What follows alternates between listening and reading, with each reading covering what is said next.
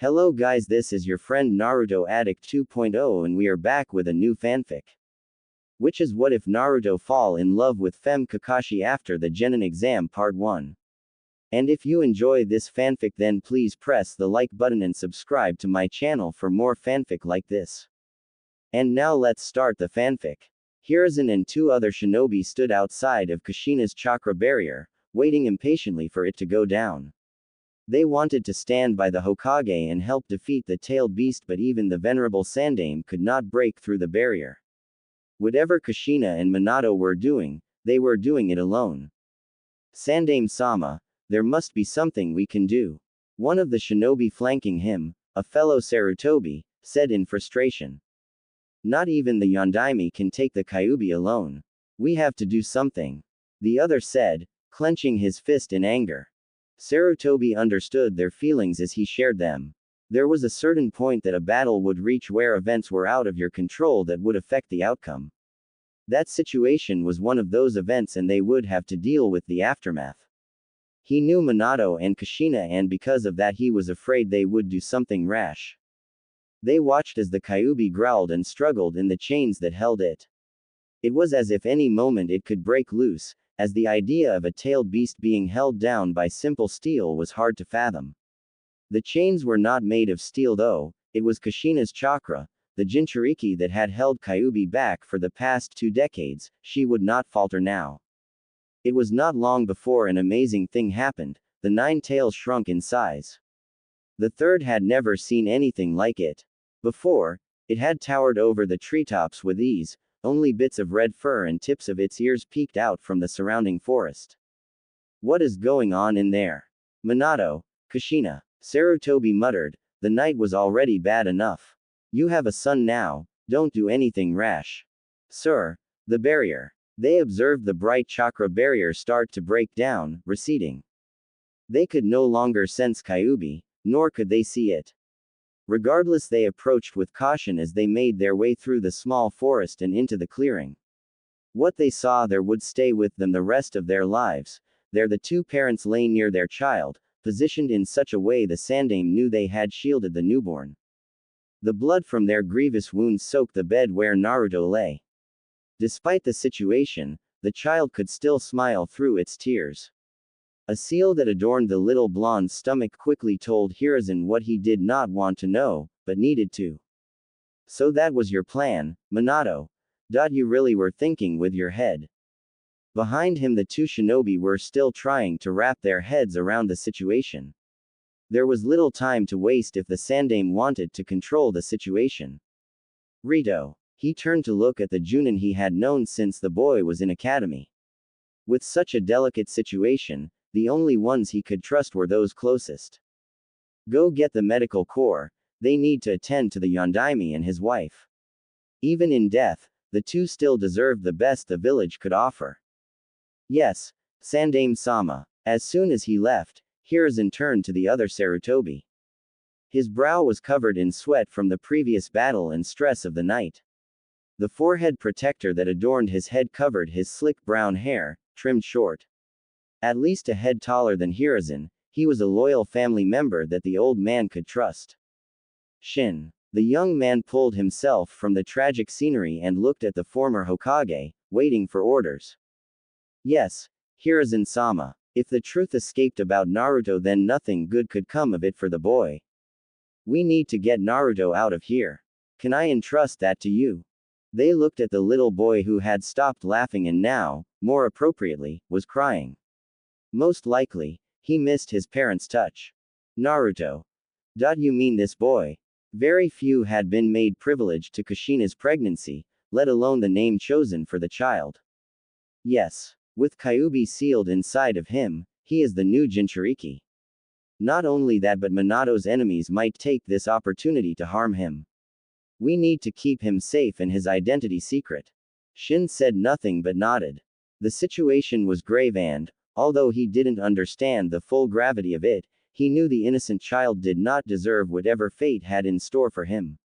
If there was something he could do to help then he would do it. I understand. Where shall I take him?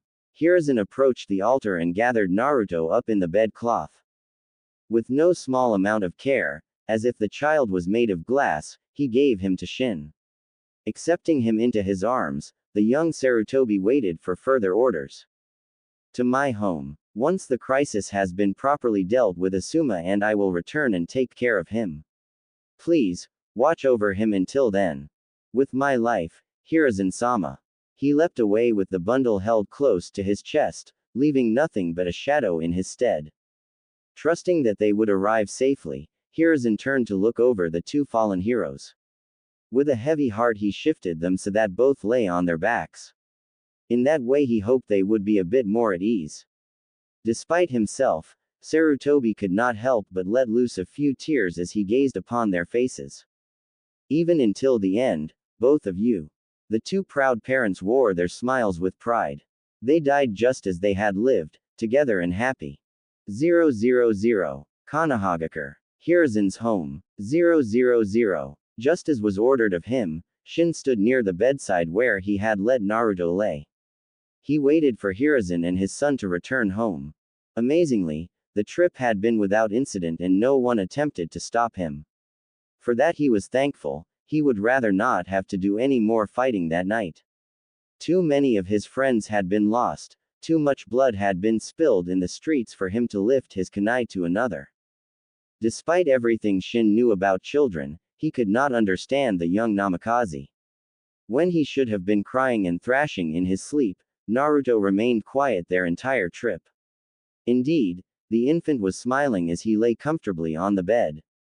It seems he has inherited his mother's cheerfulness. Although he did not know her well, Shin had encountered Kushina on occasion. A bit odd, the woman always seemed to have something to smile about. He realized now that it was a blessing she had bestowed upon her child. It would be interesting to see whom the child would resemble more, the Yondaime or his wife. The door to the home opened and Shin heard two people enter. Both were talking very loudly so he did not have to strain himself much to hear. It seemed Hiruzen's youngest son was arguing about something with his father. Why did you ask me to come back here? We still don't know what happened to mother. Asuma, please. There are shinobi everywhere trying to track down your mother and the rest of those who are missing. Right now I need your help with something. The exasperated elder was clearly having trouble keeping his son under control, understandably. From what Shin understood, she was one of the closest confidants during the pregnancy. Bawako must have fallen victim to whatever plot released the Nine Tails. It was a loss that would be hard for any of the Sarutobi to recuperate from, let alone her youngest son. What could possibly be more important than? The bedroom door opened and the dark room was illuminated by the hallway light. Shin bowed in respect as Hiruzen and Asuma entered, their eyes on the bright blonde baby. Hiruzen-sama. Well done Shin, thank you. With that, the guardian excused himself, surely he had friends and family he needed to attend to. Asuma did not understand what was going on and looked to his father for guidance. Who was this kid? He did not look like a Sarutobi with his bright blonde hair and whisker marks. This is what I need your help with. What I am about to tell you cannot leave this room, do you understand?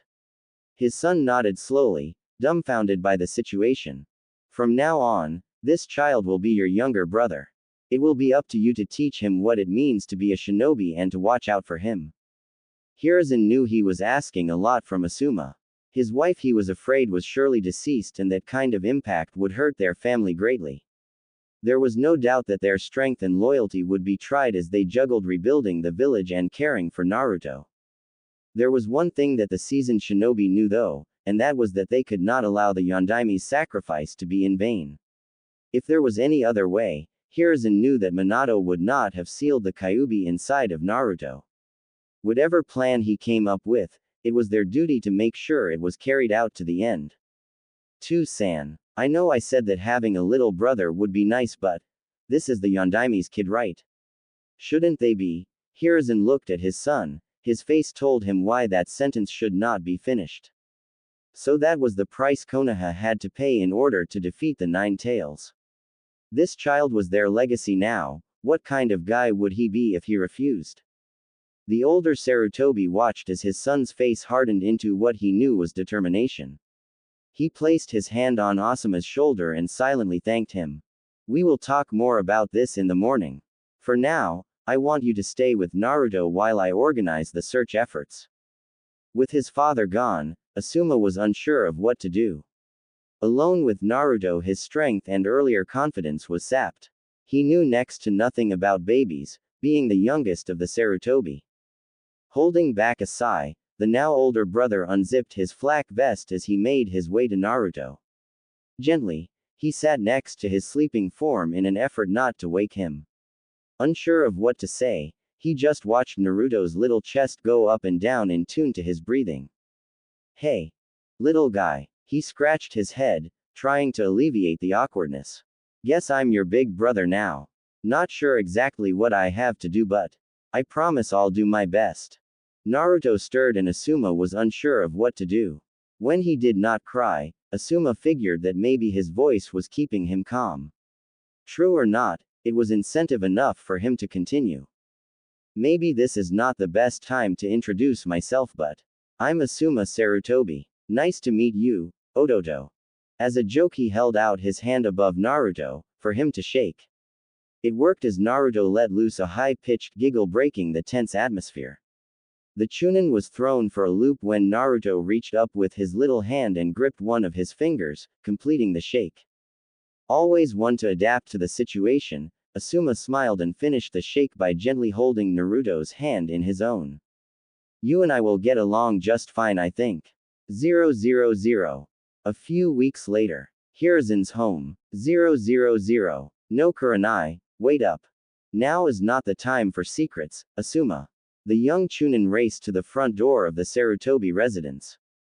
Hiruzen was taken aback as Kurenai, one of Asuma's closest female friends, came bursting through the door with an out-of-breath Asuma not far behind.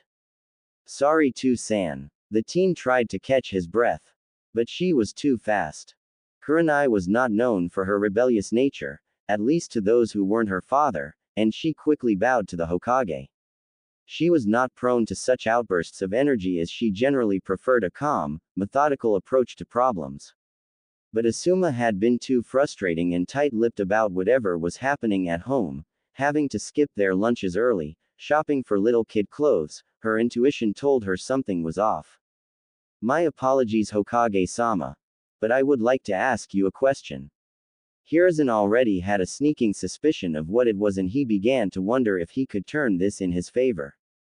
Since the aftermath of the Kyuubi's attack, he had returned to his place as Sandaime Hokage. In that time, both he and Asuma had been busy ensuring the village at least appeared normal to outside eyes. He picked up the slack in paperwork as quickly as he could, and Asuma went on the great many missions that were piling up, their clientele having no idea that Konoha's ninja strength had been halved. In that time, just as Hiruzen had predicted, their attention was forced from Naruto. In the time he needed them the most, they could barely afford the time to care for his basic needs. Perhaps if they had a woman's help, even that of young Kurenai, they could begin to properly support Naruto's growth. Go on. The old man gestured for her to continue, his hands clasped in front of him as he sat at the kitchen table. Has Asuma been seeing anyone recently? Both of the Sarutobi were put off by that question, as it was a very intimate way of asking about a child. Kurenai, what is that supposed to mean? Asuma harshly whispered in her ear, but he was ignored. Not that I know of. Why do you ask? He responded with an innocent smile. It was cute to see the younger generation handle their love problems without even realizing it. It's just that Asuma has been leaving early from all of our meetings. I even saw him. The girl was clearly embarrassed to say something, buying baby clothes. So I thought that. Hiruzen held up a hand, barely holding back a chuckle. He had heard enough, and his son was plenty red in the face. It was time to salvage the situation. We have a baby in our home. That is why Asuma has been so busy. You see, he is now the older brother and has to take care of him when I can't. Kurenai's eyes widened in understanding. She had been right that something had happened. She thanked the Hokage for telling her and, as an afterthought, mumbled an apology to the still red Asuma. As if on cue, Naruto began to cry. Asuma cursed under his breath and ran to check on him with Kurenai following behind, curious. They entered the makeshift baby room, a hastily converted guest bedroom with Asuma's old crib and toys laying about. Naruto must have heard the shouting and was showing his dissatisfaction. The two shinobi stood over him, looking down at his frowning face. As the older brother, Asuma did his best to calm him down by talking, but it was doing no good. Kurenai had been ensnared by Naruto's cuteness, at first unable to respond. Pushing the clueless boy aside, she gently took the infant in her arms and cradled him close to her chest. Hiruzen watched from the doorway as Kurenai rocked him back and forth back to sleep. The two men were amazed when the boy stopped crying and started to smile. Fascinated by her long hair, the blonde twirled it around in his fingers as he fell into a deep sleep. Asuma could not help but blush at how Kurenai easily handled the baby. She made it look so easy when he was clueless. More so, she even seemed happy dealing with the crying child. Nicely done, Kurenai-san. Awoken from her stupor, she turned to see the Hokage watching her. She did an impromptu bow in thanks, unsure of what came over her. It just felt natural to hold him in her arms for whatever reason. Kurenai. You are amazing. Asuma whispered, making the girl blush. It is nothing, really. She tried to assure the both of them, still holding Naruto close. Perhaps it is not my place to ask something like this of you, Kurenai-san, but Asuma and I would appreciate any help you can give us. We are trying to take care of him without help, but it is too much for the both of us. With a woman's touch perhaps. You could do more good than we can. Kurenai had no reason to accept other than it being a request from the Hokage. She was not even sure who the baby's parents were, or what his name was. That much work coming to see him every day would surely tire her out. But he was cute, she had to admit. Any girl would fall for those whisker marks and bright blonde hair. Blonde hair. Her eyes widened, suddenly she had a better hunch of who that baby belonged to. There was no need to say so though, as she assumed that his presence there was some sort of secret. As if to acknowledge what she just figured out, Hiruzen approached her. He placed a heavy hand on her shoulder, making her look up at him with her crimson eyes. They needed to make sure she understood the situation. It goes without saying that we have been trying to keep him secret. We would both appreciate it if you did the same. If the wrong people discovered that he existed, there would be trouble. Kurenai nodded, understanding somewhat. The Yondaime was a great man, but even he had his enemies. Looking at him again, she had to ask herself what kind of person could want to harm this little one. I'll do what I can, Hokage-sama. But can I ask a question? Of course. She looked back down at the young child that slept in her arms, he seemed so peaceful now. There was just one thing she needed to know before she signed up for the task. What is his name? Hiruzen and Asuma both breathed a silent sigh of relief and smiled. With a bit of pride only a grandparent could give, he announced the name of the village's future hero. Naruto Uzumaki. 000. Konohagakure. Ninja Academy. 000. Are you sure about this, Asuma ni? It's finally time for you to get out of the house and go to school, Naruto. San and I both agree on it. Asuma and Naruto stood in front of the school gates as the first day of academy was starting. The new students were all saying goodbye to their parents and heading inside. There were a few like Naruto who were apprehensive, but they were soon dragged along by friends. Unfortunately, Naruto didn't have anyone like that, so it was up to his older brother to get him inside. But why do I have to leave? You need to grow up to be a shinobi like me and San. They will teach you how. He gestured toward the instructors who were welcoming the children by the entrance. Why can't you? Asuma laughed and got down on one knee to be at equal height with the young Jinchuriki. Naruto was sporting a simple black top with beige shorts, his blonde hair still spiky and free. He had done a lot of growing up the past few years with Kurenai and Asuma watching over him. Really, it was amazing the progress he had made, but he was doomed to stay an introvert if they left him at home. Naruto needed to meet people and have a solid training foundation before Asuma was willing to keep him all to himself. His father had appointed the older brother in charge of Naruto's training outside of the academy, and honestly, Asuma could not wait to teach him what he knew. But if it was for Naruto's sake, he could wait. These guys are much better teachers than I am, besides, here you can make friends your age. Naruto still did not seem convinced, so Asuma tried something different. He untied his headband protector and held it close to Naruto's face for him to see. It was the symbol of graduation, proof that a person was finally ready to start down the path of shinobi. Everyone who met Naruto knew how he secretly coveted it, how much he wanted wear one himself. If you want to have one of these for yourself, hurry up and pass all the tests they give you. If you can do that, then I promise I will teach you everything I know. How about that? Naruto gave him a skeptical look, raising an eyebrow. Even at the age of 5, Naruto was becoming a shrewd negotiator. All I have to do is pass their tests, then we can train together. Asuma nodded, and Naruto smiled. Without warning, he turned around and started running for the academy. He called out behind him, getting his older brother's attention. Hold on to that for me. It'll be mine soon. Asuma looked at his forehead protector and laughed, watching Naruto enter with a smile. That wasn't so hard, he thought as he retied the band around his head. He headed out to tell the Hokage that Naruto made it there safely. After that, maybe he would find Kurenai and see if she was willing to pick the little guy up from his first day of school. 000. Konohagakure.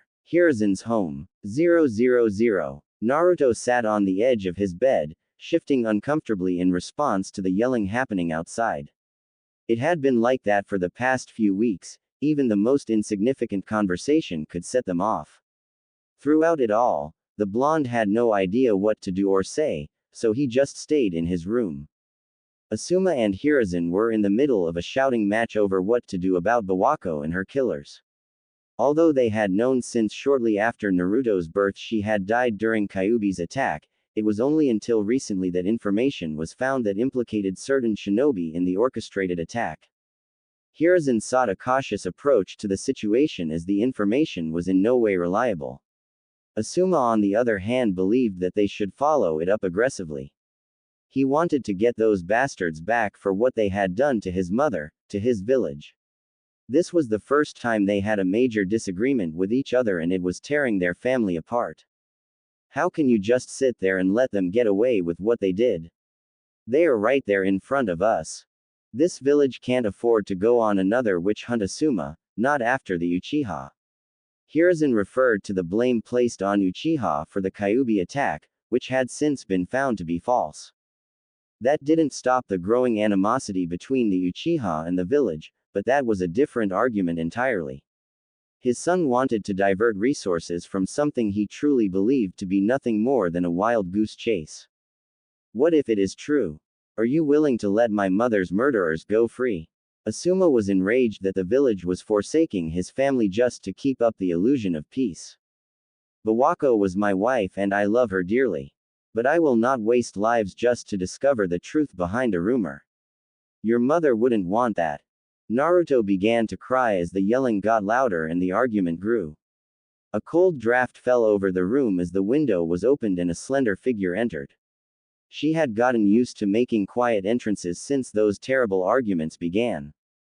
Kurenai sat next to Naruto and wrapped him in her arms, trying her best to comfort him. She knew that, regardless of whether it was their business or not, the fights were hurting others close to the Sarutobi. Not even she was immune to it, and she feared today would be Asuma's breaking point. That was why she came, to make sure Naruto didn't do anything rash. Naruto had done everything right, just like his brother said to. He graduated at the top of his class only a year after entering the academy. Soon after, Asuma started to train him with Kurenai and Hiruzen supporting him. Everything had been going fine until that so-called evidence turned up. She stood with the Hokage. It was too rash to run off and try to act on the second-hand information. But Asuma was stubborn. His feelings had been pent up since the day of the attack. His mind was waiting for a moment like this to let everything out. Now his family and friends were on the receiving end. What do we do, Kurenai Ne-chan? Naruto asked her. The headband he inherited from Asuma covered his tear-stained eyes. There isn't anything we can do, Naruto-kun. She told him sadly. The worst thing they could do is get in between the two Sarutobi. They continued to hold each other as Asuma loudly declared he was leaving and slammed the front door shut. The house became deathly silent as Hiruzen must have tried to collect himself from the argument. I thought that everything would go back to normal. Why is Asuma ni leaving? Naruto rocked himself, crying into Kurenai's bosom. They were supposed to train today. Then they were going to go out to lunch with Kurenai and Anko. That night the Sarutobis were going to see their new nephew and grandson, Konohamaru. Why did it have to turn out like that?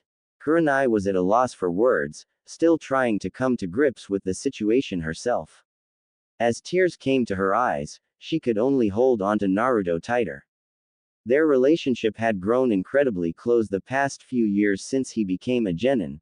Naruto was like a younger brother to her, and that was why she could not stand to see him cry.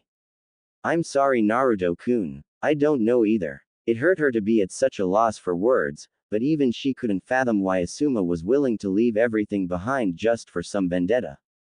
000. Konohagakure. North Gate. 000. Naruto and Kurenai waited with bated breath as a lone figure walked down the road. Just a few days ago they received word that Asuma was returning home from his journey. Both made sure they had time to prepare for his arrival, both by putting it into their busy schedules and by thinking of what to say. Here he comes, Kurenai said with a little bit of annoyance, like a mother waiting to greet a son who stayed out late. He looks like a mess, Naruto said matter-of-factly. As the man got closer, it was clear he had not received a proper haircut or shave in a while. Not only that, but he looked out of place without his flak vest and headband. It was at that point that both of them would use the term bum to describe Asuma, although they would never admit it. Lucky for him, the village had been thriving even with his absence. Naruto and Kurenai both had been doing well by using each other as support. With Hiruzen's encouragement, Naruto even got to go on a few missions with Kurenai to keep his skills sharp. Due to Naruto's sensitive position, he was left out of a genin squad. The third had something special planned for him, Kurenai assumed. With Asuma's return, perhaps that plan would come to fruition. Hey guys. Asuma addressed his small welcoming party, glad to see them. Just now noticing how close he was, the two struggled to find the right words. Naruto recovered first and, with little warning, punched Asuma hard in the gut. He remembered how Kurenai and even Hiruzen had said they wanted to knock some sense into Asuma while he was away, and he figured he would do it for all three of them. The power behind the punch was enough to make the older ninja double over, the air ripped from his lungs. It also served to wake up Kurenai, who had to fight herself from going to help him. She had to stay angry, if nothing else for herself. That was for making Kurenai cry. Naruto, now 11, had outgrown his cute brother and sister titles he had given the both of them. Even then, he still had his trademark smile. Naruto couldn't stay angry for long as he helped Asuma up with the strength he had been developing from his individual training. He was truly becoming a powerful shinobi. Remind me. Asuma took a deep breath, hands on his knees. Never to do that again. He looked at the woman in question and saw her in her usual angry stance, arms crossed, red eyes locked on target. As usual, he thought that he be the object of it. This time he rightfully deserved it for leaving them. Hello, Kurenai. She just gave him a nasty look before walking off, the cold shoulder making him feel absolutely frozen. Well, guess I did deserve that punch. Don't worry, Kurenai is always like that when she is angry. Naruto seemed to know this as well as he did. Within the next few days she would be back to normal. Yeah, that would be our Kurenai. Asuma looked at Naruto and saw him starting to dress more properly for his age. Naruto was wearing one of Asuma's dark blue long-sleeve shirts and a pair of blue pants with his black sandals. All that was missing was his flak vest, Asuma wondered if he had been promoted yet. The red swirls of the Uzumaki proudly adorned his shoulders, although he might have been none the wiser to their significance. Hiruzen said that until Naruto was ready to take up his parents' mantle, they could not tell him the truth. For now they had played a game of cat and mouse with Naruto's questions that kept him guessing. If they were not careful in how they answered, the young boy could get the wrong idea about his heritage that they might never be able to fix. If they told him too early, the responsibility would be too much for him to handle. Come on, the Hokage said he wanted to see you. Naruto led him to the large red building in the center of town. Asuma shouldered his pack of belongings before following behind.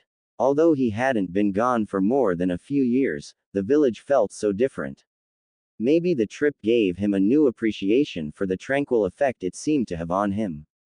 Not a day went by that he did not think of his family in Konoha when he left. He almost immediately regretted leaving, but his stubborn pride refused to allow him to return until he accomplished something. The rumors of his mother's killers turned up with nothing and he was left wandering the countryside. That was until he received an invitation to join the 12 guardian ninjas of the Fire Daimyo, who had heard of his previous exploits in the village. He learned and experienced a great many things while in service of the daimyo. Possibly the most important one was appreciation, whether it be people, objects, or feelings. To be able to have any of those things should be enough for anyone. The trip also taught him what betrayal felt like to be on the receiving end. He wondered if his father felt something of what he felt when they had their last argument and Asuma walked out. They entered the red building after receiving some hellos. Most still didn't recognize Asuma with how he looked. There was a moment when the man wanted to rush out and get a haircut and change into something more proper, but then he realized that his father wanted to see him immediately for a reason. He wanted to know what this trip had done for him, and to him. Come in. Naruto had already knocked on the door to Hiruzen's office, giving Asuma little time to prepare. They entered quickly to find the elder Sarutobi hard at work with paperwork, as usual. There was little rest for the Hokage even in peacetime. Even with his son returning from absence for the past 3 years, the Hokage would not afford himself a break. Ah, Naruto-kun, I see your mission was successful. Naruto bowed to the Hokage and then moved out of the way to present Asuma. Yes, I picked him up just like you asked. That was a mission, sneaky little. Just when he thought his little brother was nice enough to make time for him, Asuma watched as the blonde received his payment for the completed mission. Perfect, now I can treat Kurenai tonight. Hiruzen smiled, glad to see Naruto was not letting himself stray even when Asuma returned. They all needed to show Asuma that the world continued to revolve, with or without him. Just when Naruto was about to dismiss himself, Hiruzen stopped him. Wait a minute, Naruto, what I have to say to Asuma affects you as well. Suddenly his good mood soured as Naruto took his place next to his older brother. Taking the moment of silence as his chance, Asuma bowed deeply. I'm very sorry, father. I made a bad judgment when I chose to follow my emotions rather than your advice. Please forgive me. The room remained silent as they gauged the other's reaction. Would his father cave or would Asuma realize his apology would not work? Who was right and who was wrong does not concern me now, Asuma. What concerns me is your brash decision to leave the village, against orders. We will discuss that later, however, as I assume you will be rejoining the regular forces. Hiruzen sought to steer the conversation and Asuma was more than willing to let him. Yes, if you would allow it. With a nod to Naruto, Hiruzen gave an important signal. From Naruto's waist pouch, he pulled out a very important forehead protector he had been taking care of since Asuma's leave. Thrown to the ground inside of the Sarutobi's home in anger, Naruto had since restored it to its former sheen. They had been waiting to give it back to him and this seemed like the perfect moment to do so. Asuma took it gratefully, marveling in it for a moment before tying it tightly around his forehead. With that out of the way, Hiruzen brought up the most important part of the meeting. It had to do with Naruto's progression as a ninja and how it was in danger of failing. Asuma, as you know, Naruto is the Nine Tails Jinchuriki. Shortly after he came into the Sarutobi family, Asuma was made aware, he was reminded during their early training sessions for safety concerns. This has led the council to being careful in how they allow him to progress as a shinobi. Because of the importance the Jinchuriki holds in a village's military power, the Hokage could not make decisions involving it alone. That left the council with a certain amount of power to better control Naruto as they saw fit. Much of the pressure was no doubt from Danzo attempting to keep the blonde from becoming too powerful or influential in the village's processes. Asuma had feared something like that might happen, but he had hoped Hiruzen would be able to close off their protests. It seemed as though it was impossible for him to do alone though. Now that you have returned, I can finally start moving forward with Naruto's training. I am going to put him under your tutelage and, because your rank is already Junin, there should be no trouble you taking him on missions. These missions will count toward Naruto's mission count and gain him valuable experience. Eventually, we should be able to work out a way for him to become a Chunin, depending on how well you two work together. Asuma nodded, he was willing to do whatever it took to get his younger brother where he deserved to be. It was the least he could do for missing out on some of the most important years of his life. The Hokage turned to Naruto, who had been silently listening to the conversation, having already been made aware of the political machinations of the council in previous meetings. Naruto was more mature than the council suspected, no doubt shown in his amazing progress as a shinobi and the robust schedule he had created for himself. Juggling his social life with the older ninja like Kurenai, Anko, and Shin with his training was more than most his age could attest to. I want you to know, Naruto, that the reason I am trying so hard to have you receive this promotion is not some emotion or favoritism. You have great potential and you deserve a chance to be a shinobi this village can count on, regardless of what the council thinks. I understand, Hokage-sama. Thank you. Naruto bowed, truly grateful. Every day he saw how politics of the village wore on his grandfather. Sometimes he blamed himself for it, only to be scolded by Hiruzen. None of it was Naruto's fault, if anything it was his own for not being able to reel in Danzo from his political schemes. After this, be sure to get yourself cleaned up. You are representing Konoha again, you know. Naruto stifled a laugh and Asuma agreed. They were dismissed for the rest of the day, allowing the two brothers to once again be with one another. With one arm around the blonde's shoulder, Asuma promised that day was the start of something great. Maybe he was right. 000. Shortly after the two left Hiruzen's office, another figure appeared for an audience. They had a slender figure, covered with gray armor and tight black cloth. Their face was covered by a porcelain mask that took the shape of a dog, red and black markings running along the face and eyes. Long silver hair reached down the middle of their back, with a few strands that fell idle over the left side of her face. The Anbu did not wait to be addressed before beginning to speak. They knew each other well enough to know how to speak comfortably. Even then, her place required her to be as formal as possible when speaking to the Hokage. You wished to see me, Hokage-sama. Her light, dull voice easily betrayed her boredom. Not even the Anbu were immune from long breaks between missions, especially so considering the work they had to do. She had joined the prestigious organization at a young age to try and lose herself in the work, to forget about the war. It worked, for a time at least, but even Anbu could not escape their past. Still, she was doing good work for the village, so she pressed on. Yes, Inu, I have a new mission for you. She waited for the details, another tracking and assassination of a missing nin. There seemed to be more and more of those since the Uchiha clan's destruction. Whether they feared for their own lives or decided the village had changed in some way they did not like, she did not know. However, there was no escape from her ninkin. Understood, we will begin immediately. The Anbu turned to leave. Hiruzen asked her to wait a moment as he had something else to ask her. That was not usual in their conversations, they were generally very business-like.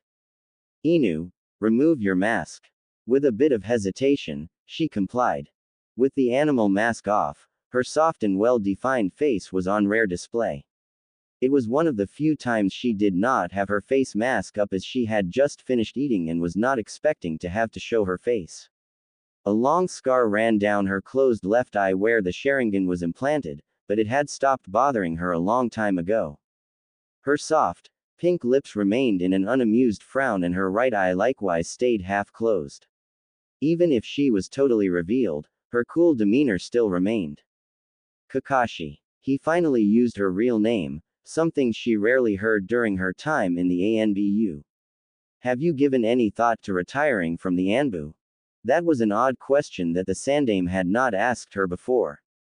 She wondered what his interest was, as she had nothing but a stellar record during her tenure in the organization. Had she done something wrong? He quickly sought to remedy her confusion by following up his original question with a proper explanation. You see, a new batch of Genin is being prepared by the academy as we speak.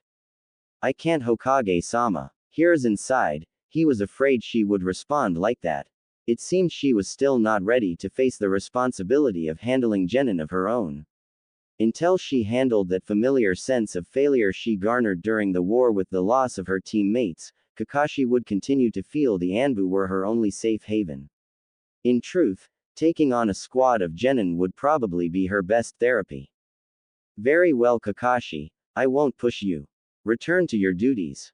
Yes, Hokage-sama. She pulled the cloth mask up over her face, followed by the porcelain one. Inu returned, then bowed, and proceeded to leave without another word. Her partner, Tenzo, leaned against the wall waiting for her to get done. It had taken a surprisingly long amount of time, which was unusual, but their masks prevented any obvious emotion from being portrayed. Anything wrong, Senpai? No, the mission details took longer than expected. Let's go. They disappeared in a blur to make preparations. Kakashi was still on the run from her past, but how long would it take before it came back to bite her?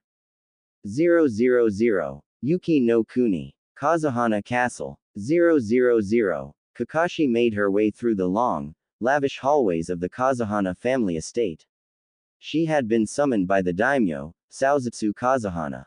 It was her guess that he wanted to thank her for the work she had done as her mission would soon come to an end.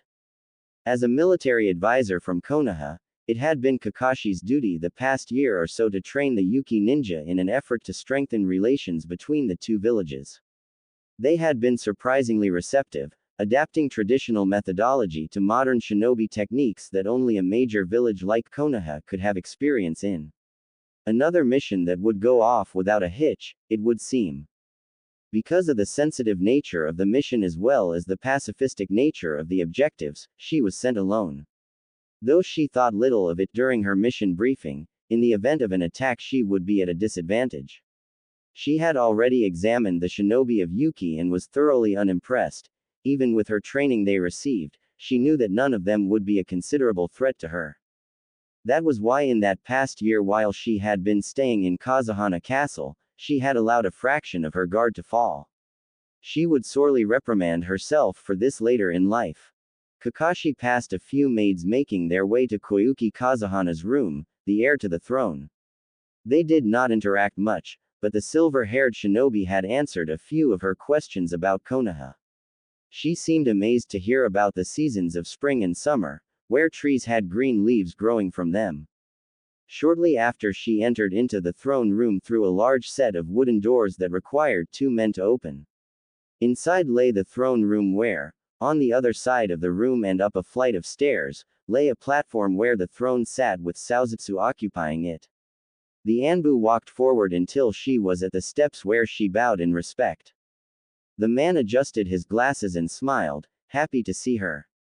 It was bittersweet as he knew her time staying with the family had come to an end, but it was always pleasure to meet someone new. You may rise, Kakashi, I've told you that before. She rose from the bow, slightly adjusting the dog mask. Apologies, Kazahana-sama. Somehow he questioned whether she meant that, but he ignored it. I just wanted to thank you for your work, as well as ask you to send the same thanks to your leaders in Konoha. We could not have made it this far without you. I will be sure to do that, Kazahana-sama. Before she could be excused, a messenger came rushing into the room. He bowed deeply for disturbing, but whatever was happening, it was too important to wait. The old man seemed white as a ghost and he tripped over his words so much that Saozutsu had to ask him to start over. My lord. The castle. It is under siege. The daimyo immediately rose from his seat, in shock. Kakashi had an outward appearance of calm as she stood there, waiting for more information.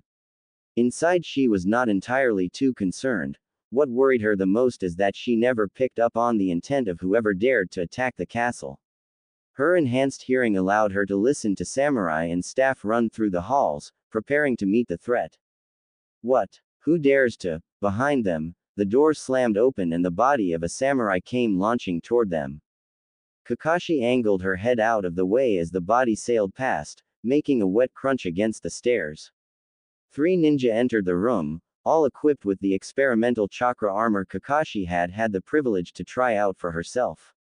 Unfortunately, it looked a lot more sophisticated since the last time she saw it. Their leader was one she recognized, a prominent Yuki ninja by the name of Nadare Ruga. His long, lavender hair was tied into a ponytail and his pupil-less teal eyes stared at her with a hungry tint. She had avoided his pitiful advances since the beginning and she assumed his frustration would be enough to give up, apparently not. Saozutsu Kazuhana and the infamous Kakashi Hatake, just the 2 people I wanted to see.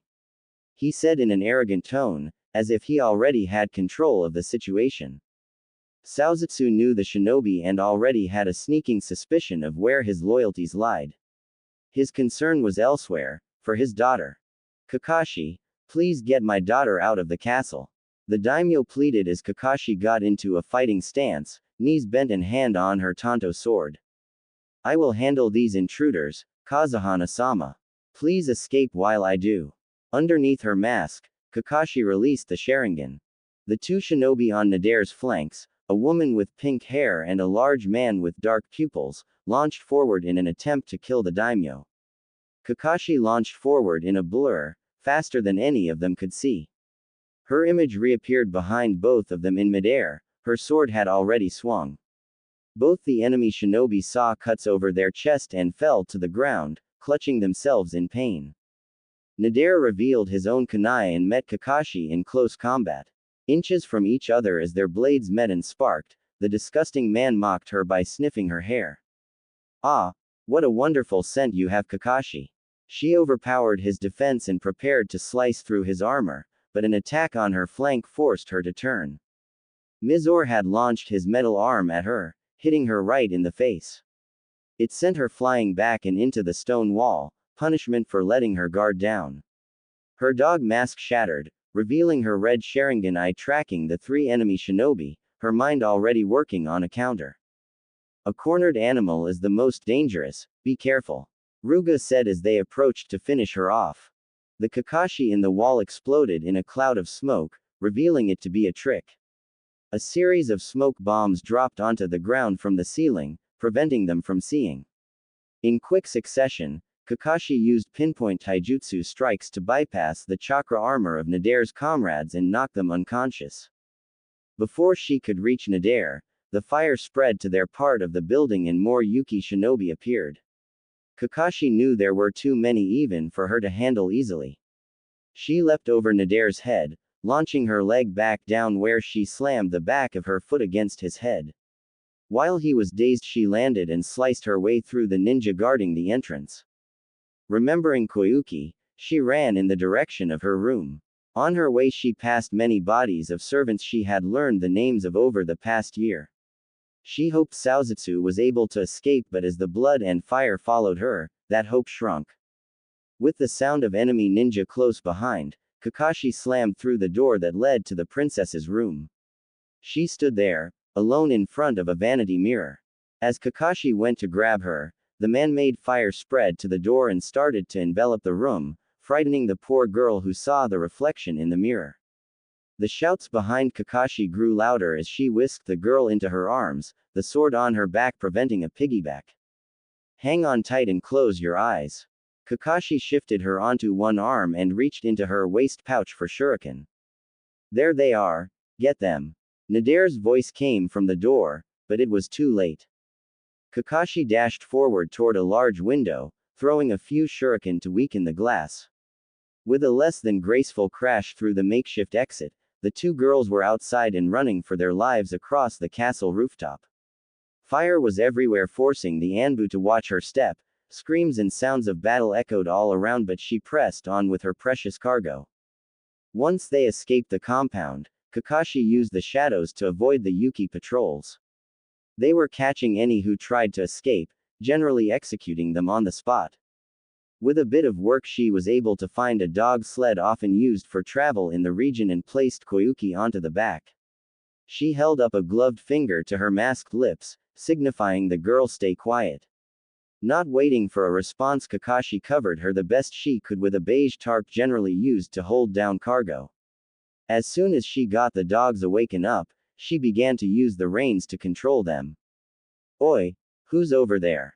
Kakashi looked over her shoulder and realized that even with the blizzard overtaking the mountain palace, the Yuki shinobi were able to see their shadows. There was no time to eliminate them, she had to escape now. Let's go! Kakashi shouted to the dogs, and that got them moving with a harsh jerking of their collars, shooting off for a nearby mountain pass. Behind them, the trailing Yuki shinobi became small shadows in a larger orange haze. Kazuhana Castle was burning to the ground. As much as Kakashi wanted to say someone had escaped alive other than them, she doubted it. Koyuki could wait no longer and looked up from her hiding place after realizing they were moving. She looked up and saw her once beautiful home now on fire, her father still inside. The situation was too dire for Kakashi to gather her coat, so she was forced to keep her upper body moving for warmth. When she looked behind to check their progress, she noticed Koyuki sobbing. What are you doing? Cover yourself, Kakashi said harshly as the girl again let the tarp fall over her, albeit slowly. She must be experiencing shock. Poor girl. Kakashi bit back her emotions. She had to remain calm if she wanted to escape the country safely. Konoha would not be happy to hear about the failure of her mission. Kakashi realized that she still could not protect anyone with her own hands. 000. Konohagakure. Hokage's office. 000. Congratulations on another completed mission, you two. Asuma and Naruto informally bowed for Hiruzen's compliment. All in a day's work. The Junin said nonchalantly, scratching his growing facial hair. The 14-year-old next to him just nodded. The mission had not been as difficult as the commissioner made it out to be, just a few bandits to get rid of on his property. Asuma had been nice enough to let Naruto do most of the work. It was nice exercise for his muscles. Naruto was still a genin, but Hiruzen said that with the next group of genin approaching, they offered a special opportunity. Neither of the duo were sure what he meant by special opportunity, but it was more than he had heard in the past 3 years in way of news toward his promotion. It was not that Naruto was seeking prestige or glory. He honestly was bored and felt like he could be doing a lot more for the village, like Asuma or Kurenai. He could only leave when there was a Junin available to go out on a mission with, and they had to be a Junin the Hokage trusted. That left him with Asuma, Kurenai, and occasionally Shin Sarutobi. Although he had completed hundreds of missions since he became a genin, very few of them were more than simple chores. I will see you two later tonight, you are dismissed. The Sarutobi exited the room, allowing for the next appointment to enter. In this case, a dog-faced Anbu knelt in front of the table. She waited to be addressed as Hiruzen pondered the unexpected arrival. Inu, I wasn't expecting you. Yes, Hokage-sama, I have something I want to discuss with you. Kakashi seemed uncomfortable about something, so he gestured she continue. I have given serious consideration to your offer of rejoining the regular forces. With help, I have come to realize that I am doing an injustice by not becoming an instructor for the future genin. Sarutobi was surprised to hear Kakashi humble herself before him. Since joining the Anbu, she had always kept up a cool, emotionless exterior in an attempt to hide her true feelings. It seemed something finally happened to change her mind. He could not say he was displeased with this announcement, however, as he knew she would make a great teacher. If that is what you want, Kakashi, you may rejoin immediately. Come to me tomorrow for your first assignment. I have Genin from the remedial class that are about to graduate that could use your overview. Hiruzen sought the right term for Kakashi's test. He knew she would find the best way to handle it. Very well, Hokage-sama. She hesitantly grabbed and removed her porcelain mask, returning it to the Hokage.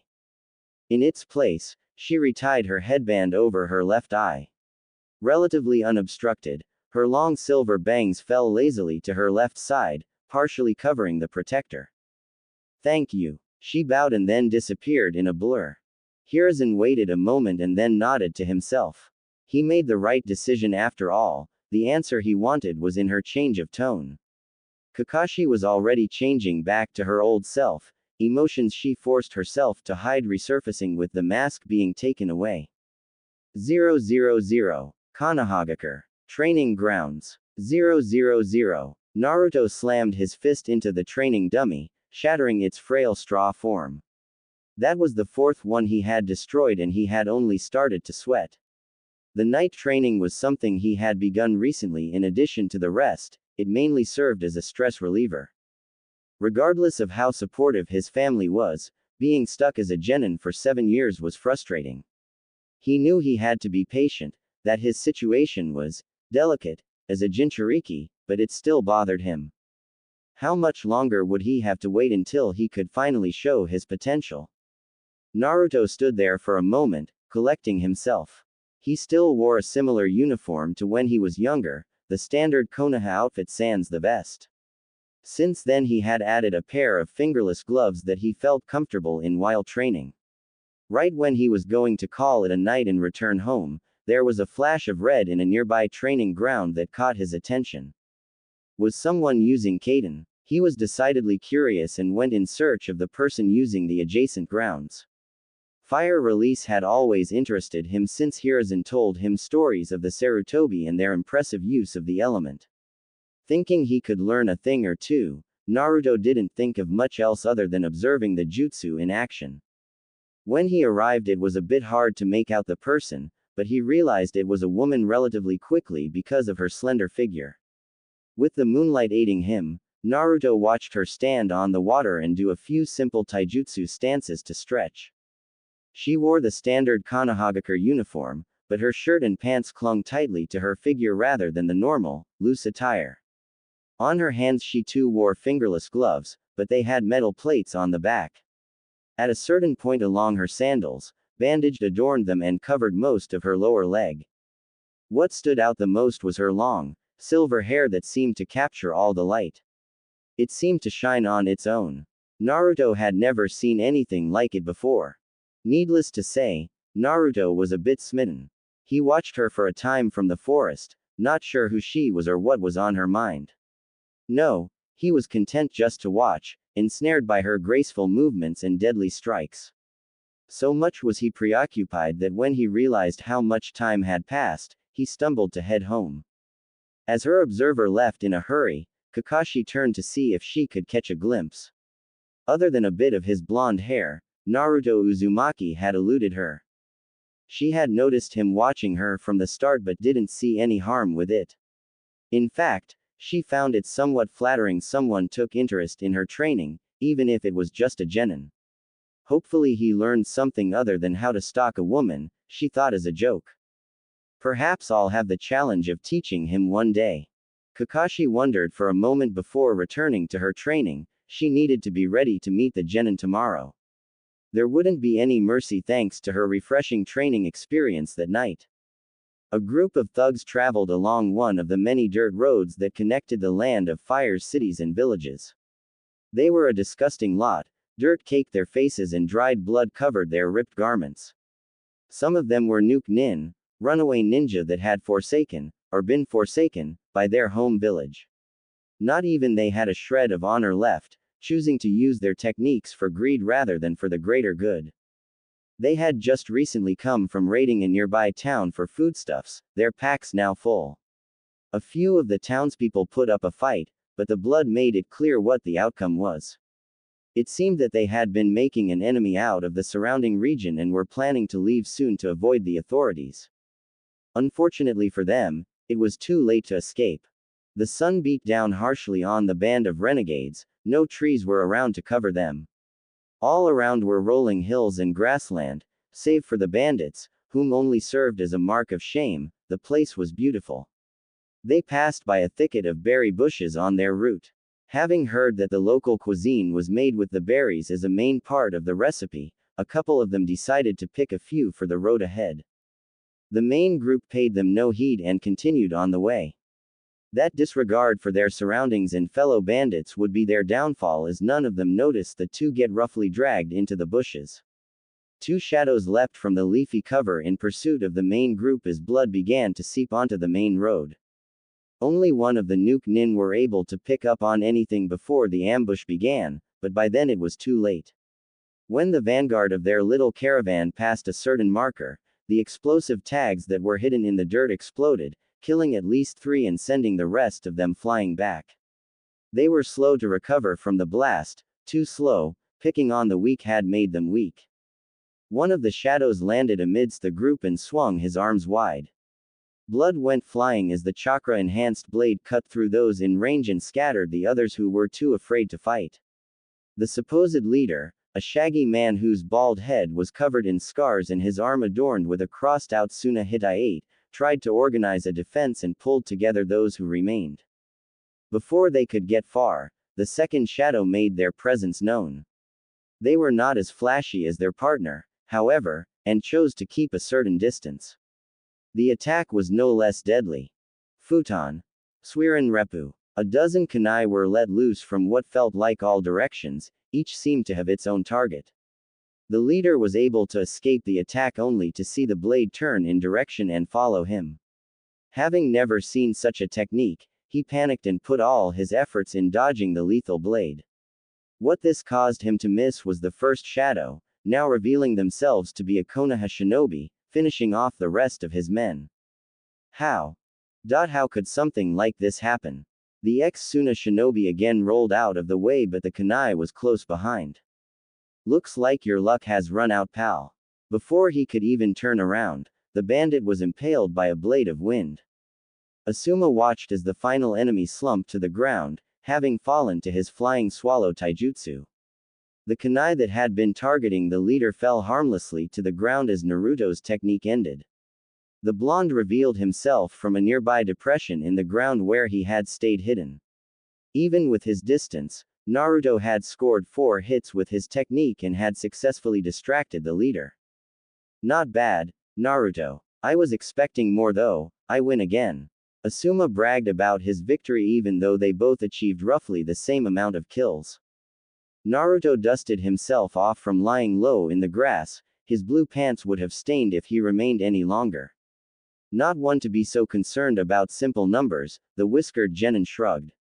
If you count the explosive tag ambush, which was my idea, then we got the same amount of kills. Suddenly his brother did not seem as confident and it made Naruto laugh. That light-hearted competition was what kept Naruto going after what seemed like the 100th C-rank mission dealing with a bunch of pitiful bandits. He was so tired of remaining stationary while everyone around him had progressed. Naruto had personally witnessed 2 classes of Genin progress to Chunin. Some of them were even held back. Asuma wiped his brow. The sun was particularly harsh that afternoon. He saw his brother was not as concerned with only a mesh shirt and pants on. The faster they finished up getting rid of the bodies, the sooner they could head home. Come on, Naruto, give me a hand with collecting the bodies. Remember, we are supposed to see Hiruzen by sundown. With a grumbled affirmative, they gathered up the majority of the bandits in a pile and set fire to the bodies. There was no reason to waste energy to take them to some morgue, and they did not deserve the cost of burial. It was much easier just to give them an impromptu send-off with a Kaden technique, which Asuma provided. The missing nin were a different story, however, as they had active bounties on their heads. All Junin had a bingo book on them, which allowed Asuma a unique chance to reap the rewards of the situation. With a nice bonus awaiting them as long as they brought the bodies back, Asuma brought out a scroll and quickly sealed them away. Now that nasty business was over, the duo could return home. Since the mission was not all that taxing and they were relatively close to Konoha already, the two decided to just enjoy the walk home. It might very well be the last mission they share together, after all. 000. Kanahagakure. Hokage's office. 000. Hiruzen was just finishing up the last of the day's paperwork when his last appointments for the day walked in. A smile came over his worn face as he saw his son and Naruto return safely.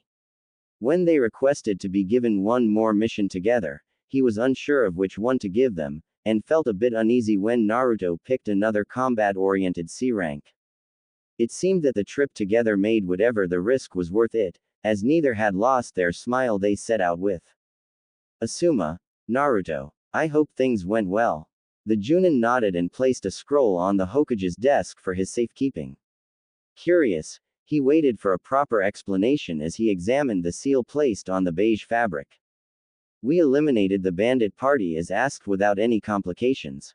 Among them there were a few nuke nin that had outstanding bounties in the bingo book, so we made sure to collect the bodies. Now he understood the situation. It was fortunate the two made such a strong duo. Regardless of their rank, any nuke nin was worth being cautious over. Very well then, after the bounties are totaled and collected you will receive a bonus. Nice work, both of you. They bowed but chose to stay as they felt there was more to be said. The Sandame lost his smile as it was replaced with a mixed frown. On the one hand, the news he had to give them was positive and it had to do with the long overdue promotion of the 15-year-old Genin. The other side of the coin meant that Naruto would no longer be able to go on missions with Asuma, as the Junin had a team of his own to look after. It had all already been decided upon, in fact they had already been acquainted. Shortly before the two set out on the mission, Teams 7, 8, and 10 were announced. Subsequently, the Genin were able to meet their chosen Junin and get to know about one another. It was an important team-building exercise that preceded the official test to see whether they would either pass or return to the academy. As the location and details of that test were unique to each team leader, Asuma chose to put it off. Naruto. The blonde took a deep breath, an odd surge of anxiety flowed through him in anticipation. The council can no longer delay your opportunity to become a Chunin.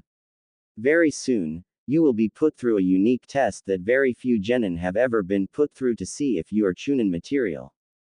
Asuma placed a proud hand on his little brother's shoulder, they shared a smile.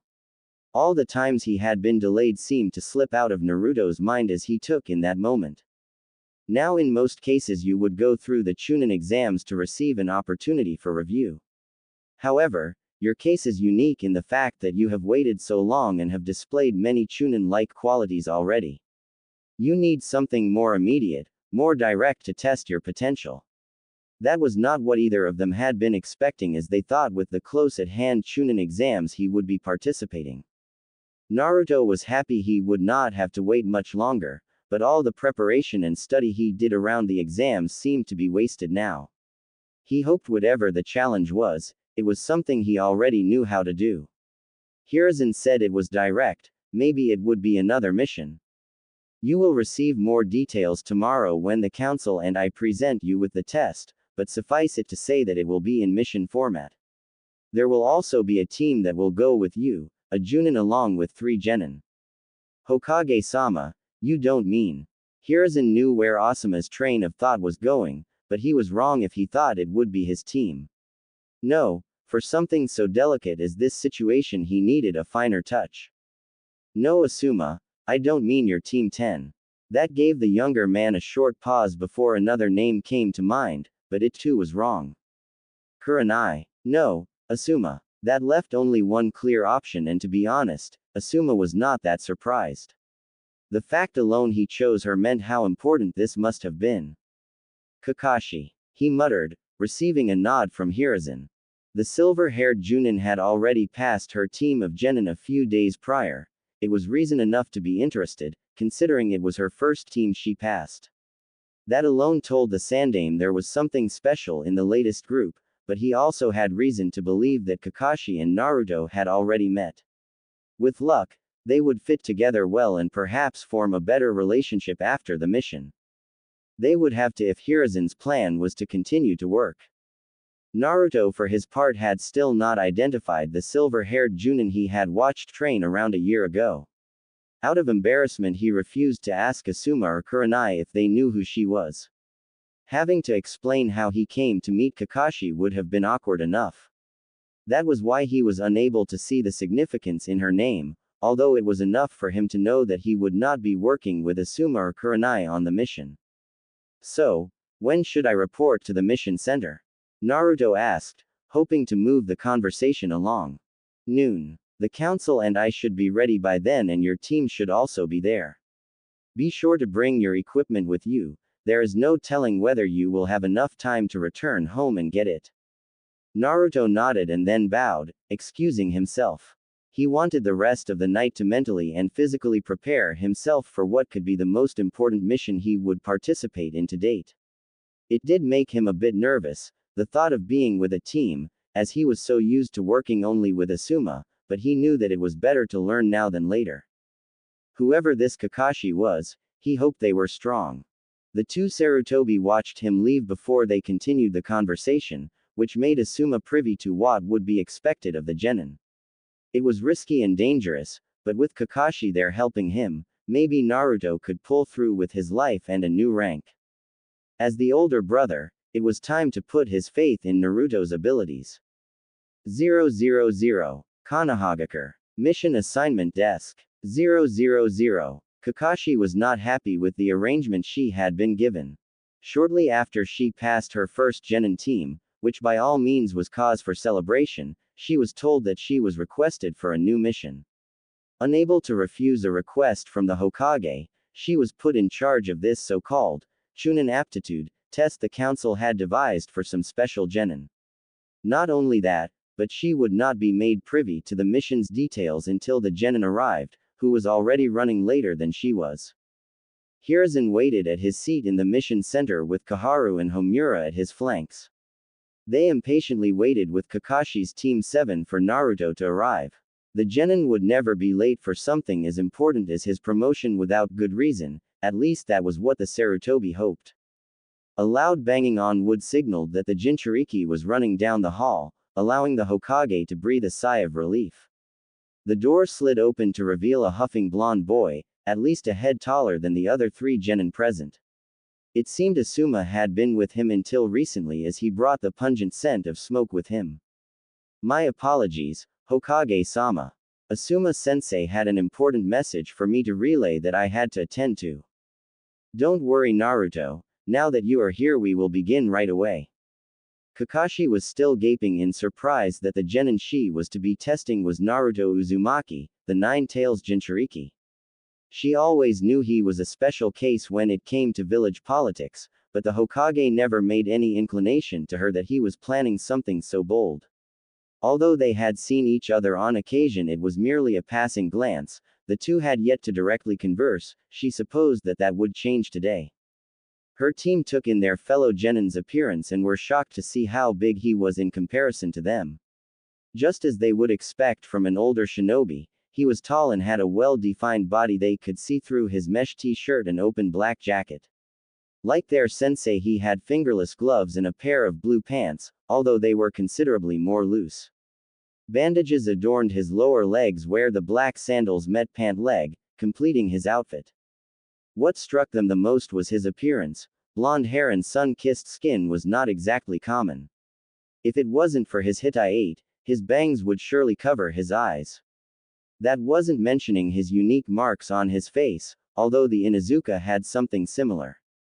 Not only that, but there was some sort of aura that poured off of him. It wasn't exactly maturity but it definitely told them that he was on another level than just another Genin. If their sensei's vague explanation added anything, it was because he was basically a Chunin already. Now then, as I am sure you all know that this situation is not normal. That is because this situation is very unique. Hiruzen chose his words carefully, as delicate would have fit much better. The mission we have for you is not just for Team 7, but also this Genin here. You see, this is a test to see if Naruto has the capabilities required for that of a Chunin. Hiruzen was addressing Team 7 as they were clearly the least informed. It will also be a valuable experience for all of you, and a dangerous one at that. Follow your sensei's judgment, rely on each other, and follow orders.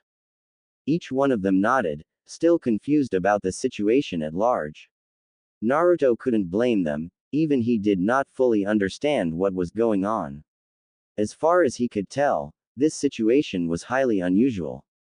Now that he had a moment, he could finally take in the fact that he was again in the presence of the silver-haired beauty he had spotted that time not so long ago.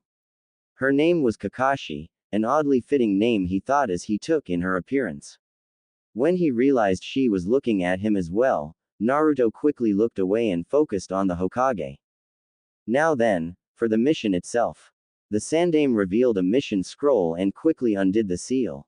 It is a commission directly from the Land of Fire's government to deal with a large massing of bandits and nuke Nin. Apparently they are causing quite a lot of trouble near our border with the Land of Rivers. Considering the details of the mission, it is appropriately B-ranked. Every one of their eyes widened upon hearing the mission's difficulty rating. Newly initiated Genin being put into such a dangerous situation. Had the Hokage lost his mind? Kakashi held her tongue for the moment but made her discomfort clear by placing one hand on her hip and narrowing her eyes on the council. There was no doubt in her mind it was part of their political scheming to set Naruto up to fail with such a difficult mission.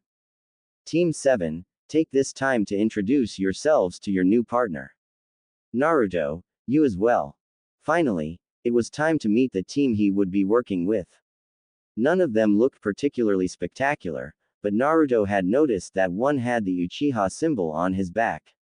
Perhaps he was something of a prodigy, considering the way he acted. The first one to say their name was the Uchiha. He had dark black hair that seemed to take a shape of its own, properly framing his face with two distinct bangs. His dark eyes pierced Naruto in what he assumed was a way of sizing him up.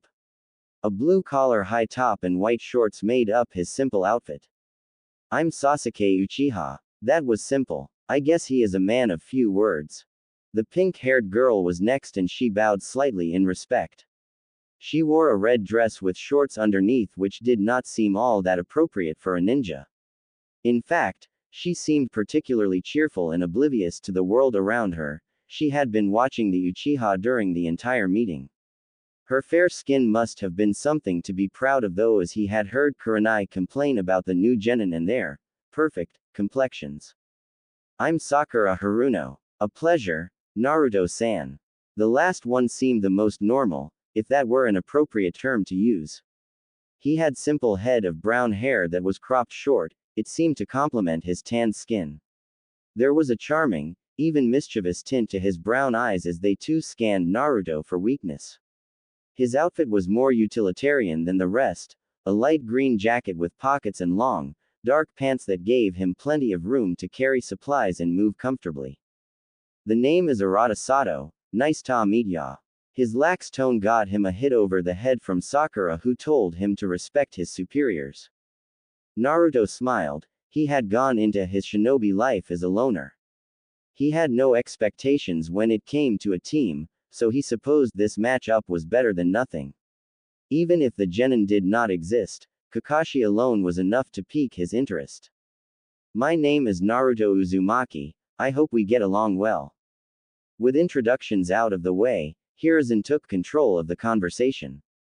He ordered Team 7 to prepare their belongings and say goodbye to their families. That allowed him to keep Kakashi and Naruto to give them a more in-depth look at the mission as well as the test itself. Before he could though, Kakashi could not hold her tongue and immediately expressed her problems with the so-called challenge. Hokage-sama, although I respect your wish to properly challenge Naruto, a B-rank mission is too dangerous for my Genin squad. It is something that should be assigned to a group of Chunin instead. Everyone in the room sympathized with her belief, except for maybe the council. Blame it on their experience in the war, but even Genin were exposed to tough situations and were able to come out alive. I know what you mean Kakashi, but neither I nor the council intend for your squad to be the main participants. It is up to Naruto, with your guidance and support, to prove himself capable by completing this mission. Besides, he hardened his face. Your genin will not survive as shinobi if they cannot handle the rigors of real combat. Perhaps this is too much and too soon, but better they be under your care than alone and without guidance. Hokage-sama. Kakashi was surprised he was taking such a tough stance, it was not like him. I'm sorry Kakashi, but our minds have been made up on the details of this mission for some time now. Please complete it with the best of your ability. Without waiting for an answer, he turned to Naruto. Your objectives for this mission are as follows: investigate the bandit operations and impede their activities in whatever way you see fit. Assassinate key figures and sabotage their operation in such a way they cannot recover. Finally, discover the core route which has caused such a large amount of bandits to gather in this area. Understood. Naruto nodded. It was much more elaborate than his past missions. The challenge was somewhat exciting. As for the test, Kakashi will be, in addition to actively participating in the mission with you, grading you on not only your abilities but your tactical mind and how you react to certain situations.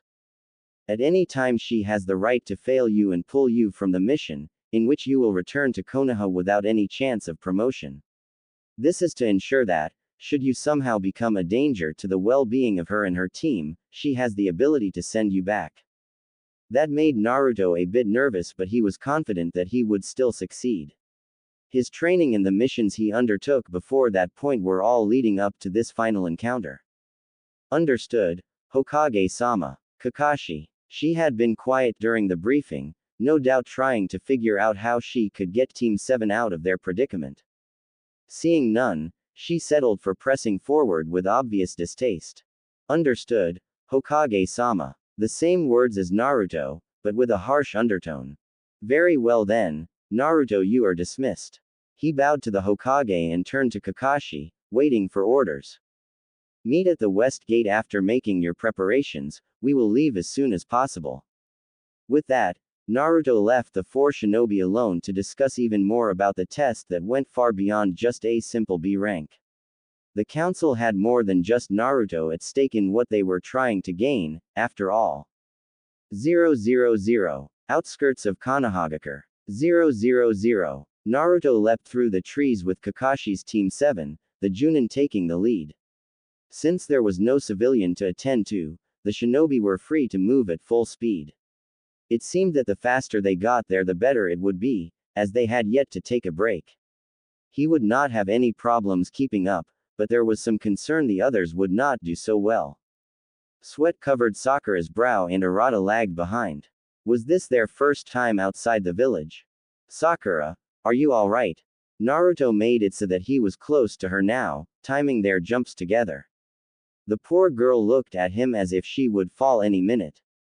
I'm fine Naruto-san, don't worry. Are you sure? I can ask Kakashi to slow down. She waved his concerns off. If Sasuke could handle it then so could she. The blonde looked up ahead and saw the Genin making great headway. He was sure they were far enough from the village they could slow down, if only a little bit. Before he could ask though, Kakashi stopped. The team quickly regrouped with her on a large tree branch. She looked over them for a moment and was disappointed to see that they were already exhausted. Not even Sasuke could hide the sweat and occasional pant. Naruto, on the other hand, displayed stamina that was expected of him without so much batting an eyelash at their speed. We have made it far enough from the village that we can move at a slower pace. If you get too tired, let the group know and we will take a break. At sundown we will make camp, understood? They chorused an affirmative before setting out again, this time at a manageable pace. Kakashi made note of Naruto's concern for his team as well as his observation of the surroundings. Every time she would glance back to check on the others, she would find his eyes wandering. Instead of daydreaming, he was checking their vulnerable spots as well as any oddities in their route. Sticking to the treetops had advantages other than natural cover. It was hard to have an ambush in a place that looked consistently the same. Just one oddly shaped leaf was enough to tip off an observant shinobi. During their trip, Naruto took the time to observe his teammates and try to discover their strengths and weaknesses. It was hard to do without seeing them in combat, but he was able to discern a few tidbits of information. After watching their mannerisms as well as habits, Naruto had quickly decided the Uchiha was the only one that any real combat potential. Though not to the same level as Naruto, he too kept an eye on his surroundings and always had his guard up. Sakura and Arata displayed none of this and seemed to be totally focused on the path ahead, their minds elsewhere. Naruto could surmise that her thoughts were on a particular boy in their party, but Arata was not as easy. Something about him made his skills and his personality hard to read, almost like a rogue. What Naruto didn't realize was that the Genin was thinking about their mission and the blonde Jinchuriki, whom he wanted to fight badly. There had yet to be a situation where he could truly show his skills, and a challenge like the older Genin seemed worthy enough. Arata thought that because Naruto was still a Genin, he was weak. He had no idea how wrong he was. As the sun lowered on their first of many days away from home, Kakashi brought them down into a forest clearing. There, she quickly gave orders to Sakura and Arata to find firewood and for Sasuke to help Naruto set up the camp. In the meantime, she would keep watch. After setting up the bedrolls for the team, Naruto and Sasuke created a fire pit. As they waited for the other two to return, Naruto caught Kakashi sitting in one of the trees nearby. Rather than watching for enemies or wild animals, she was reading some kind of book. His eyes told him it was of the Ika Ika series, something he never thought he would find in her hands. I wonder what Kakashi sees in those kinds of adult novels. Sakura and Arata shortly returned with bundles of wood in their hands. With Sasuke's help they quickly lit a fire as day turned to night. There was not much to say among one another, which made Naruto wonder if any of them were actually close friends from the academy. Kakashi remained in her treetop perch, leaving him alone with the young ones. So Naruto, how old are you? Arata suddenly asked, curious about their new teammate. Glad that someone broke the silence, Naruto sat with his legs crossed as he told them a bit about himself. Since they had never met him before, he was able to keep their attention. They were amazed to learn he had been going on missions for many years now, and inevitably it led to them asking about his skills. Not sure it is my place to say. I am being considered for Chunin rank though, that should tell you something. Arata and Sasuke weren't satisfied with that, they wanted more information. You have to have a specialty though. Something you are really good at? The brunette asked, his cocky smile belied his curiosity. I'm not really sure, I suppose it would be ninjutsu since I discovered my nature affinity. Still, I have had training with genjutsu and taijutsu too. You might call me a jack of all trades. His vague description kept them guessing, but it was enough to quiet them down. It was not long after that Kakashi reappeared in their midst, casting a sharp eye over her charges. She had been trying to come up with a proper plan with the information she had been given.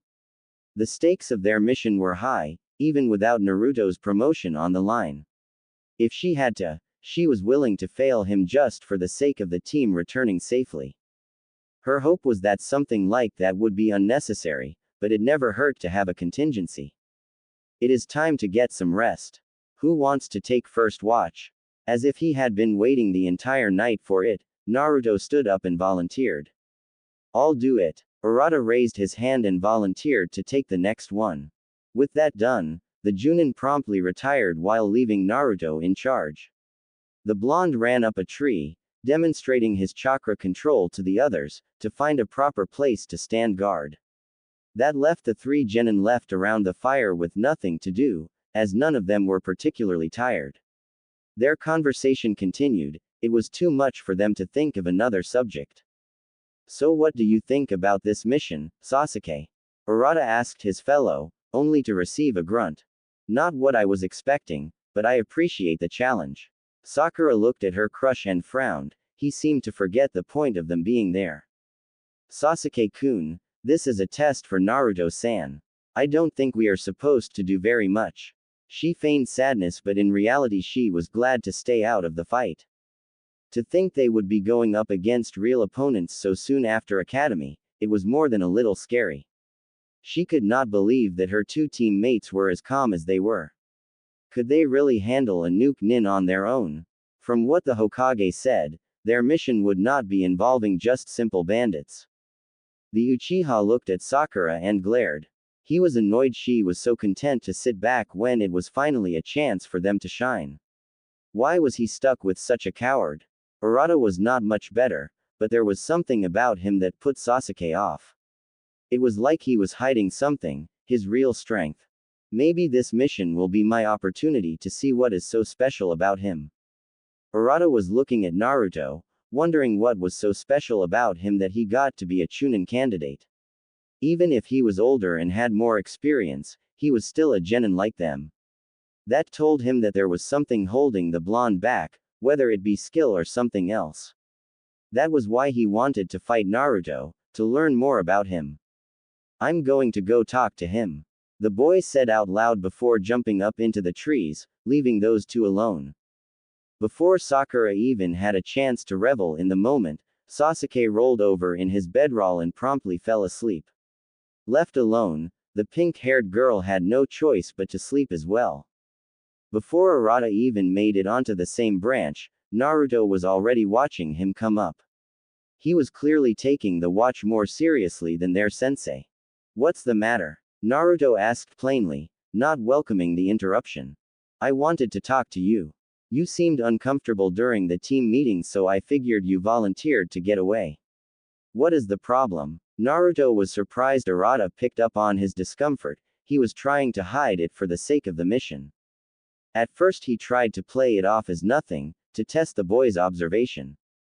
I like the quiet and I wanted to show Kakashi that I was willing to be a part of the team. Nothing special. Urata made himself at home, squatting down on the branch. He shook his head, not believing the story. Urata's childhood gave him a knack for reading people and he could see through the obvious lie. I think it's more than that. Even if you were nice to Sakura by asking if she was alright during the run, there was a lot of hesitation. You don't seem comfortable when you are a part of a team. So he saw through Naruto after all. If he could, there was no doubt Kakashi could as well. He was sure she would make a mental note to mark him off for that, he thought in annoyance. I was never on a genin team of my own, so I'm a bit uncomfortable in this new environment. I've been so used to working as a duo with Asuma sensei that I feel like I am out of my element. Urata understood that feeling. New situations were always hard to adapt to at first. Funny you say that, I was the same way when we were assigned to Team 7. That got Naruto's attention. You see, Kakashi had to give us a test to see if we could stay as genin or get sent back to the academy. It was a team-building exercise, but we didn't know that. We had to get a bell from her by lunch or else we would fail, so everyone decided to go off on their own. She picked us off easily. The genin remembered the test with a frown, clearly unhappy with his performance. After my first failure, I caught onto the point of the test and decided I would use those two to win. I was able to convince them that we needed to work together. It worked so well they did not even question my reasons. You see, I was going to take a bell for myself and leave them to fend for themselves. That sounded a bit cruel when Naruto thought about it, but when he compared it to a real mission, it made a bit more sense. They distracted Kakashi while I made my move. The plan was going to go off without a hitch. I could easily grab one and retreat before the bell rang. But Kakashi saw through my plan and captured those two, forcing me to choose. It was then I realized that, as a team, you either succeed together or fail together. There were only two bells and I knew that even if I won, in the end I would lose anyway. So I chose to try and save them, and that is how we won. Kakashi was not testing them on their combat ability, she was testing them on their ability to work together. More than that, she was putting their morals on display for her to judge. Urata almost failed, but because he saw through the test, he was able to make the right decision barring his own moral code. That might have caught Kakashi off guard, she probably expected him to take a bell anyway. That was a risky move, to change your objective in the middle of the fight. It was also impressive. Urata just shook his head to Naruto's praise. No, I wasn't that amazing. If anything, the test just showed I was good at manipulating people to make up for my own shortcomings. But it did teach me something. The ultimate weapon is not an object, but other people. A good team can complete any mission, but it is only a good team if everyone understands what Kakashi was trying to teach. Maybe my explanation wasn't so good, but hopefully it helped. The serious atmosphere lifted as Arata scratched the back of his head, embarrassed. Naruto smiled. It had helped him. Suddenly he felt a lot more comfortable being a part of this team. His appreciation for them increased when he realized how they were going to help him become a Chunin after all. Thanks, it did help. You better get some rest though, we won't actually be near the land of rivers for another day or so. That means more running. Great. Arata's discomfort during the run wasn't faking, he really did not have the stamina for it. With a playful salute, the younger of them dropped back down to camp to return to his bedroll. He didn't notice the shadow that hugged Naruto's tree trunk. Nor did he realize that Kakashi was out of her bed. She had listened to the entire conversation, a smile growing under her mask. Kakashi wasn't expecting Arata to help Naruto much, so she was pleasantly surprised to hear that dialogue. Perhaps the mission would go better than she was expecting. 000. A couple of days later. Land of Fire, Land of Rivers border. 000. Stop here. Kakashi ordered them down into a clearing just a bit off from the main road. They were fast approaching the location of the supposed bandit camp. The team had been moving at a fair pace the entire morning to arrive at where they were now, and she knew there would be a fight ahead. Besides, there was something she needed to go over with Naruto. Take a break and prepare your weapons, we will begin the mission soon. The three genin scattered a bit to make their own preparations while Kakashi waved the blonde over. He watched as she reached behind her back to fish something out of her pack. Her arm returned with a scroll in hand. It was their mission orders from Konoha. Naruto had read that team leaders often entrusted them with their second-in-command before the mission started, in case they fell in battle. That gave him an unsettled stomach to think that Kakashi might die. He knew it was possible, but still, the possibility just seemed so low there was no point in contemplating it. Take this, Naruto. In case we are separated or something happens to me, follow the instructions inside. Naruto took it without arguing, storing it in his waist pouch. There is a village not too far from here. We will investigate and see if we can find out where the bandits are. Kakashi didn't want to rush into anything, so she stuck with a cautious approach. The genin fell in behind her as they continued forward through the trees. A bit of mist was covering the area, giving the start of their mission an eerie tone.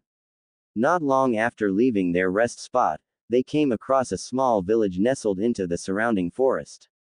Even with their distance, they could hear sounds of conflict. Careful not to make too much of a fuss, Naruto and the others remained in the trees while Kakashi dashed across the rooftops to get a better look.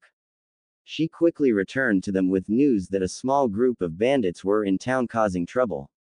With no time to spare, the five shinobi made their way to the market district where the altercation was taking place. 000. Give us what you owe, old man. A scraggly bandit ordered, holding up a dagger to some graying merchant. They had been in that area for the past month or so and had begun gathering so-called protection money. All it was extortion of the populace. Their distance from Tani and Konoha made it difficult for them to get any help. The bandits knew it too, that was why they preyed on the border towns. Not this time. We won't be pushed around by the likes of you. The robes he wore made the middle-aged man look like he was wealthy, no doubt why they were hassling him. With the snap of his fingers, the other two bandits wrestled the merchant's arms behind his back. A toothy grin spread across his face as he approached, flicking the dagger between his hands and fingers. A few of the townspeople were watching from their homes. It was a perfect time to make an example. I'm gonna carve you up, pal. You picked the wrong group to mess with. Before he could get any closer, someone appeared behind him. The bandits holding the old man tried to warn their partner, but could do nothing but gape as blood soon covered the dirt road. Naruto twirled the kunai around in his hand before throwing it faster than the thugs could track. It impaled one right between the eyes, sending more blood flying and a body to the floor. The last one was quickly apprehended by Kakashi, who wanted to ensure they had someone left to interrogate. The three genin appeared shortly after the hostilities ended, surprised at how fast it was over. They were also taken aback at how coolly Naruto handled the bandits. It was like he didn't even hesitate to kill them. In a way, it was frightening. Thank you very much, Konoha-san. The rescued man bowed before quickly excusing himself. He wanted to get as far away from the coming battle as possible. It didn't take much before Kakashi had gotten the information she desired out of their prisoner. They left him for the town to handle on their own as they had bigger problems.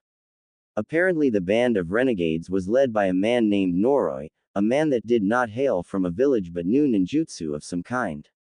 Apparently it was particularly vile in nature, as even his men were afraid of him.